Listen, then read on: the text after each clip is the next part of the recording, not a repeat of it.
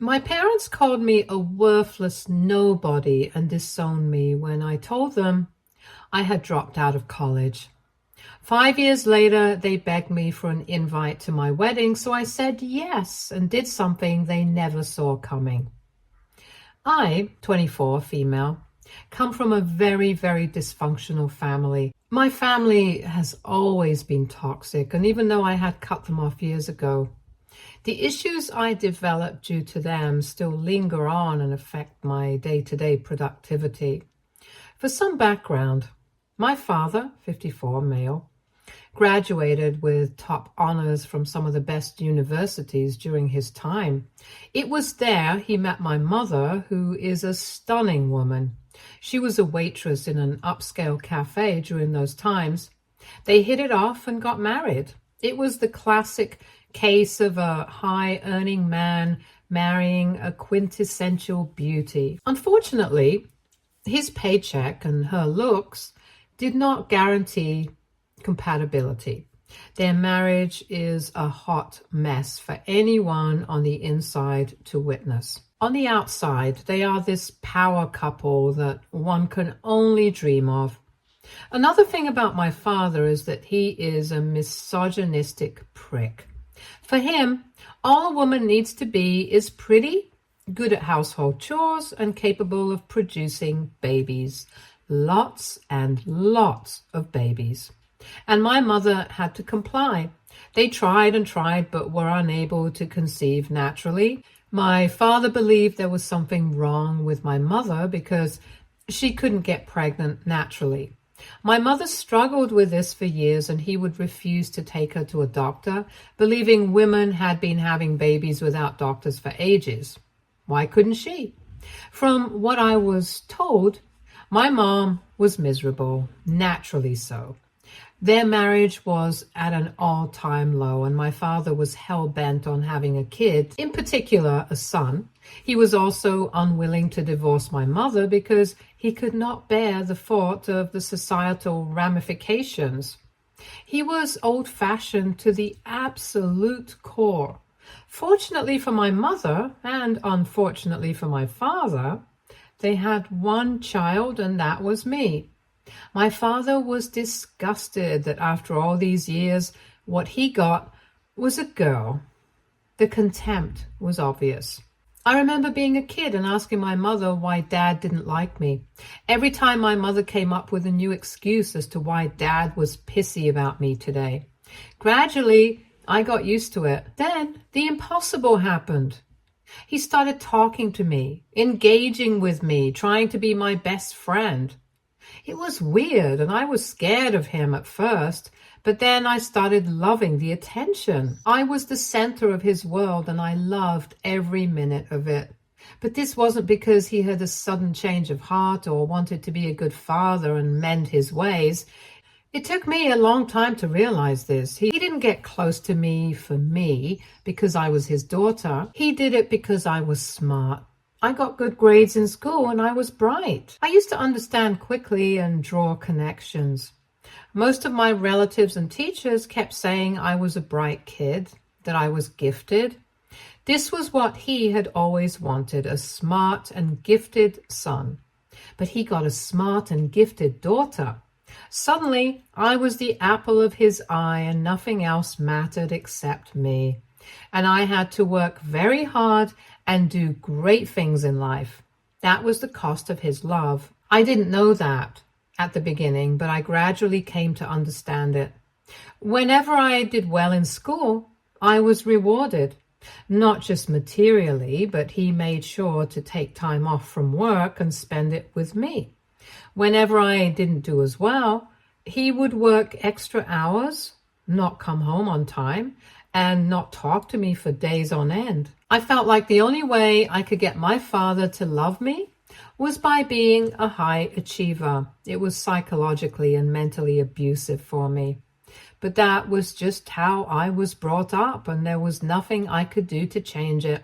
My mother didn't intervene at all. She kept on watching from the sidelines, knowing full well how much all this impacted me. She didn't have the spine to help me out or take a stand. I was all alone. This went on for a very long time, and my father had great dreams for me, and by extension, the family and his reputation. He knew what my future looked like. He had decided everything for me, and I was expected to follow it to the T. When I was 12, he sat me down and told me it was his greatest wish to see me become a lawyer and then a senator. If I was a good daughter, I would do everything in my power to make his dream a reality. I was completely crushed that day. I still shiver when I recollect it and how stressed and anxious it made me. Everything from then on was about my law degree and my venture into politics.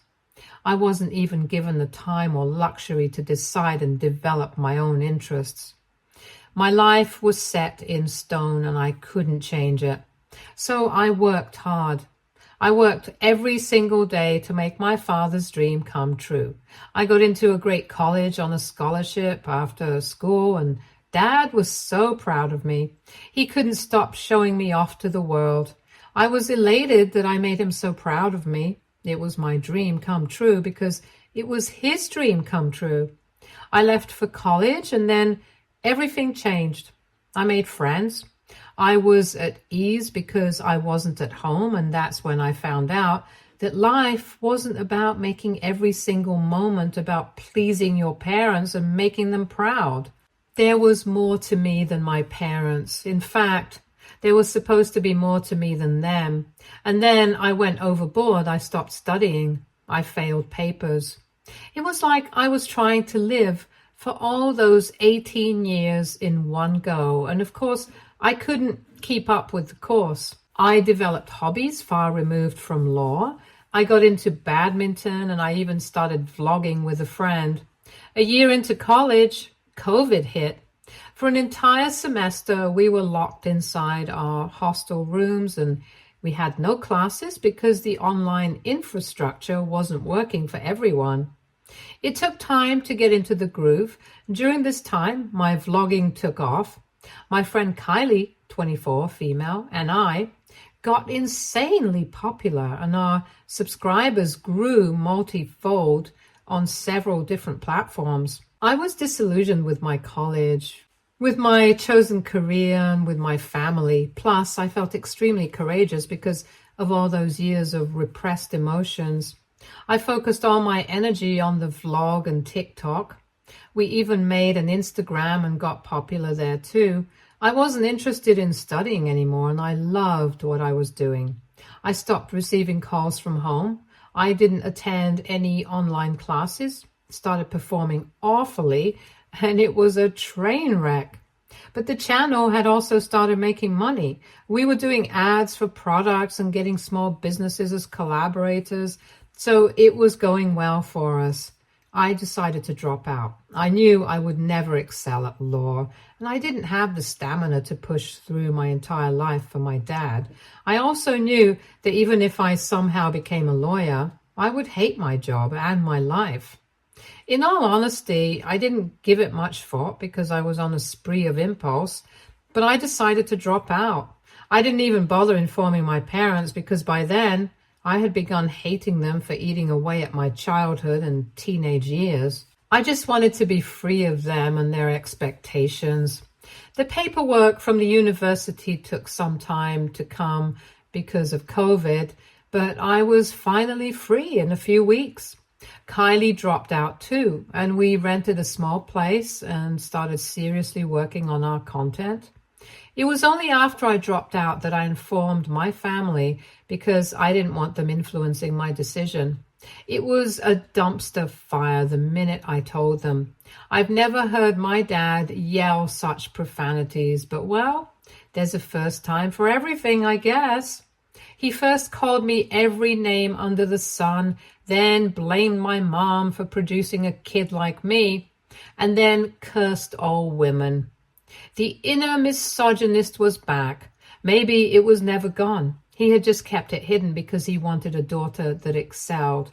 He said I would be the biggest failure of the family and that he had no intention of being associated with a useless piece of junk like me, and disowned me. It was a horrible time for me emotionally, but later I realized it was for the best. I didn't have the energy or strength to cut him off myself, and I know if he hadn't done it, I'd still be stuck in the toxic cycle of living out my life for him. It was tough for us in the beginning, especially because of COVID. However, Kylie and I slowly built up the business and made a good, respectable brand name for ourselves. We're part of a travel side of content creation, and things got much better for us once COVID restrictions were lifted. We're now extremely successful and make more money than I could have ever imagined. I'm happy with where I am in life. 2 years ago, on a trip to South Africa, I met a guy. We hit it off instantly and got involved pretty quickly. We tried a long-distance relationship for a while, and then he came to the US. We've been rock solid since the beginning, and it didn't take long for me to realize he was the one I would marry. He knows everything about my relationship with my parents and has been such a strong source of support that I've finally come to understand what unconditional love actually feels like. He is also very supportive of my career, even though he has a white-collar job in a multinational corporation. However, he has none of the airs my father had and respects my hard work and job. We're about to get married, and I think this news reached my parents, which is why they've been desperate to reconcile for a while.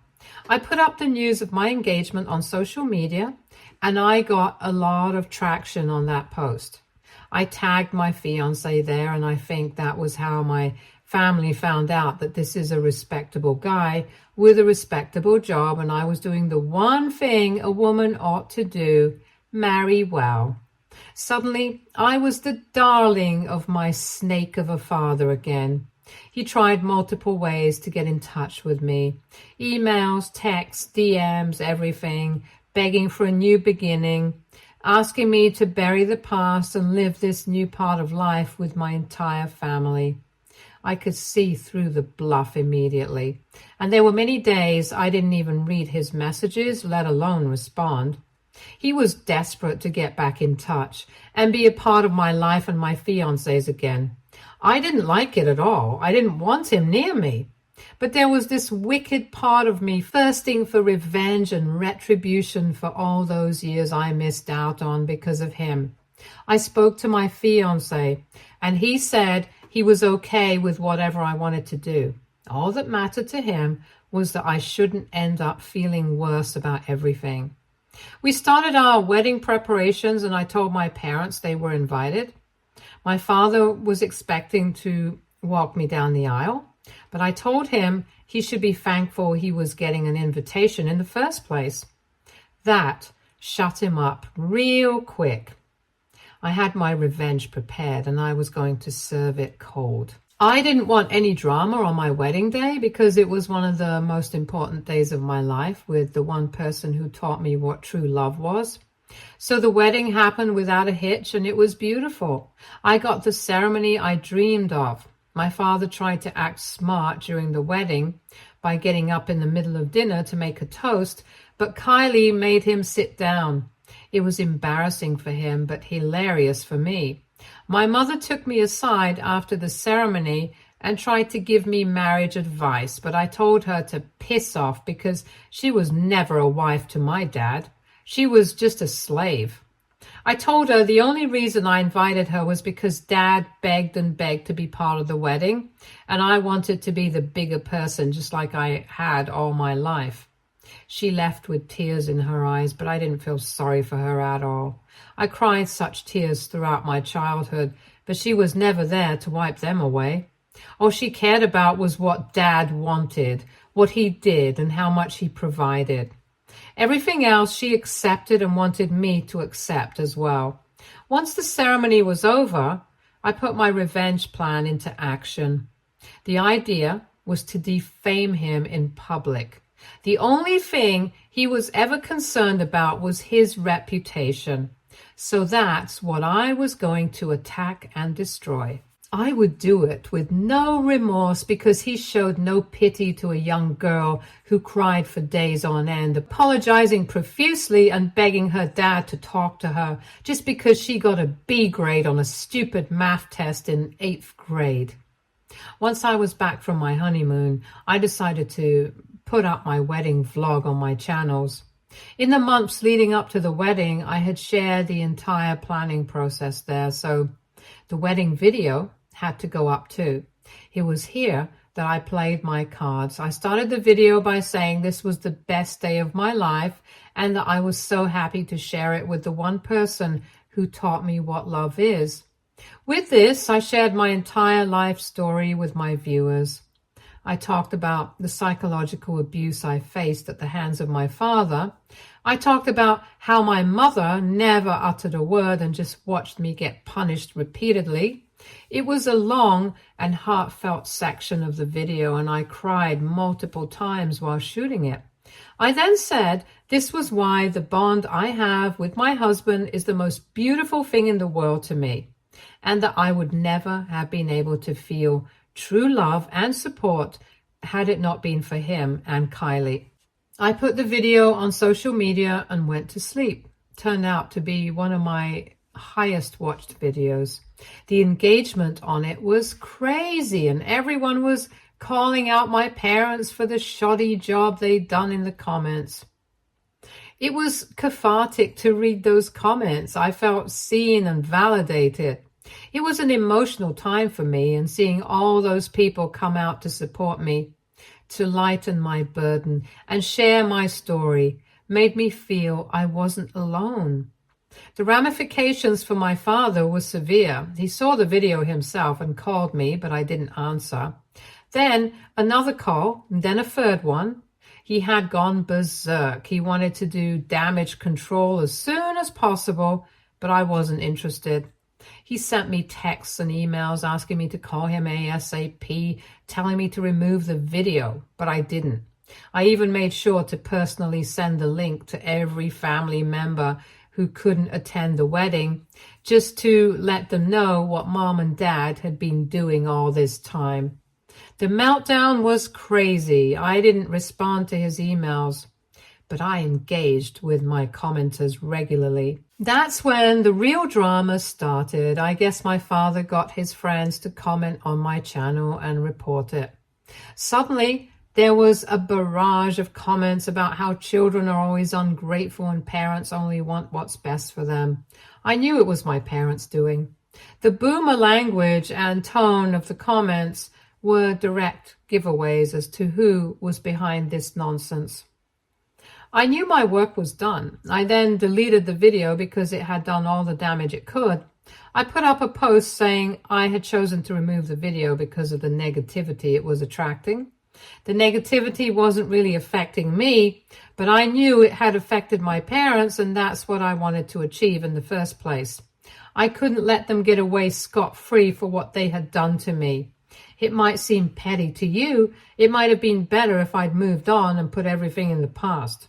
What I did might have been unhealthy and toxic in its own way, but it was also deeply cathartic. It made me feel that I finally had a voice, and that what I was screaming and yelling all my life wasn't in my head, but real and painful. If that makes me a bad person, so be it. I had the choice between being selfish and being the bigger person. I chose the former, and I'm not sorry for it. Update 1. My father tried getting in touch with my husband. Now, the thing about my fiancé is he's very supportive of whatever I wanted to do, but he would have preferred it didn't come to that. He said it was absolutely my call as to how I proceeded with exposing my parents, but if he were to make the choice, he wouldn't have done what I did. When my father got in touch with him, he told me immediately. But when he saw how much that stressed me out, he said he'd deal with that on his own and that I needn't worry anymore. Turns out my father wanted his help to convince me to do some damage control. The poor man thought my marriage was like his, that my husband would command me to do something and I do it because that's just what wives do. Apparently my video reached a lot of people. While I sent it to some family members myself, it somehow reached his workplace and people started talking about it. Some younger employees began avoiding him, and he's had to do a lot of HR damage control. This has affected his productivity, mental health, and overall quality of life, and he wants me to intervene and make it right. My husband, Jake, for the purpose of this post, because I can't keep writing my husband over and over again, asked my dad what he had in mind and what he thought was the best way for me to remedy the situation. Dad said he expected me to release an apology video saying I'd exaggerated for popularity and that my parents were the most supportive parents I could have hoped for. He essentially wanted me to save his ass and sacrifice my entire career by retracting my statement.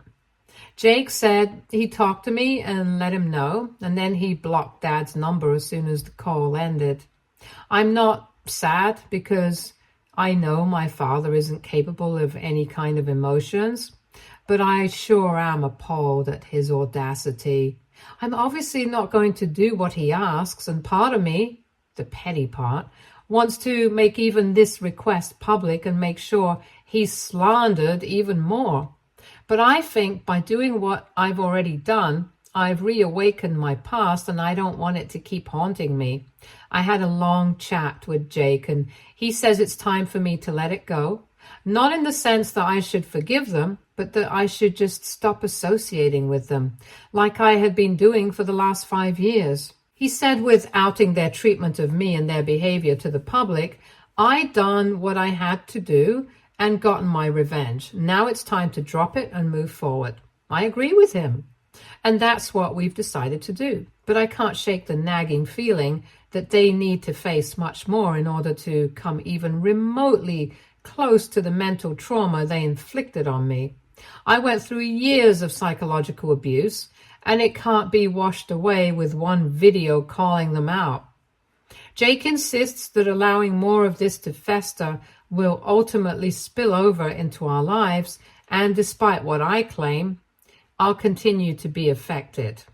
He says I need to let karma take its course and not meddle. He knows they'll have to face the consequences of what they've done, whether it be through me or someone else. I want to be the karma that bites them in the ass because I'm the one who had to tolerate it all.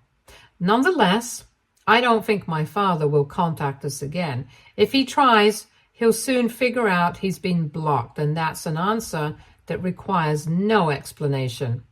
I'm just glad that the world he commands so much respect in now knows him for what he truly is. Update 2. My mother tried to get in touch with me. I had blocked her too. So she called me from a different number.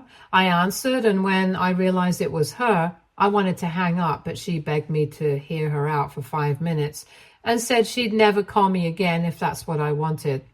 She started off by apologizing for not standing up for me throughout my childhood. She said she was scared of Dad and was completely dependent on him financially, which is why she didn't have the courage to stand up for herself or me. She knows she failed as a mother and that it's too late to ask for forgiveness, but she hopes I'll give her a chance to rectify and build a bond with me. It was a long and emotional call, and we were both crying by the end. Even though she failed me as a mother, as a grown woman, I can understand her predicament. My father was too big of a bully, and it took nerves of steel to stand up to him. I told her I wasn't ready for a relationship now, and that I didn't feel comfortable diving into a mother-daughter relationship with her, but I was willing to give her a chance. I made it abundantly clear that it would take a lot for us to have a cordial relationship because despite the situation, she was the adult and it was her job to protect me. I never had that from her, and I'd never felt emotionally or psychologically safe around her, and that's bound to reflect now. She was okay with whatever I wanted and didn't make any demands. We've decided to stay in contact. I talk to her a little, and I'll take my time to see if I want a deeper relationship with her. I've made it clear that this is between her and me, and that I want nothing to do with my father. I'm only willing to give her a chance. I'm not extending this grace to my father, and I don't plan to, ever. I've told her not to tell him we're talking, because all he'll do is pressure her into making me set his public image straight, and I'm not interested in that. For now, the secrecy is maintained, and I hope it stays that way. Jake has asked me to be cautious about her because she has a history of being flaky and easily influenced by others. Somehow, this time around, I have a good feeling about her, and I think this might be the start of a new relationship. I'm not jumping into this equation right away, but I sincerely hope it works out. I'd love it if we could mend things and move forward, at least cordially, because she was as much a victim of the circumstances as I was. Update 3. I should have listened to all the advice on Reddit. I was too optimistic about it all, even though most of you said my mother only came back at my father's behest. You were right, and she has completely betrayed my trust.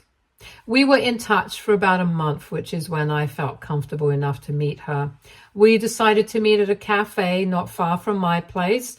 I told Jake I wanted to do this alone, but I still needed him around in case I wanted to bolt, and that's what happened. She was already there when I arrived. She wasn't alone.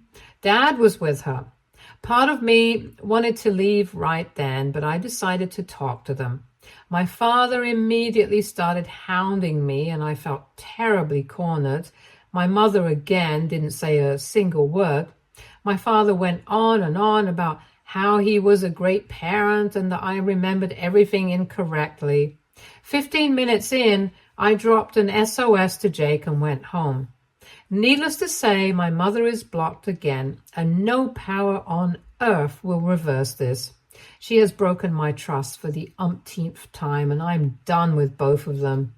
I cannot take any more of this gaslighting and torture. 18 years of it are enough to last me a lifetime.